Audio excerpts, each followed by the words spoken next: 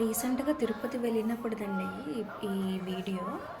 అక్కడ చూడండి 2 ఎలిఫెంట్స్ ఉన్నాయి కదా! పెద్దాయన 2 ఎలిఫెంట్స్‌కి కూడా ఒక్కొక్క అరటిపండు ఇచ్చారు. ఇస్తే అవి తినేసాయన్నమాట. తినేసి తర్వాత ఆయన్ని బ్లెస్ చేసాయి కదా! బ్లెస్ చేసింది ఓకే అయిపోయింది. తర్వాత ఆయన ఏం చేశారంటే అక్కడ ఎలిఫెంట్ కీపర్స్‌కి చాక్లెట్స్ ఇచ్చారనమాట.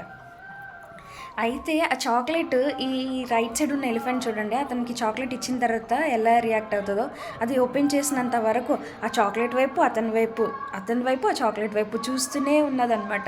అంటే చిన్నపిల్లలు తొందరగా ఓపెన్ చేయి తిందాం అన్నట్టుగా అంటారు కదా, సేమ్ నాకైతే అలా అనిపించింది.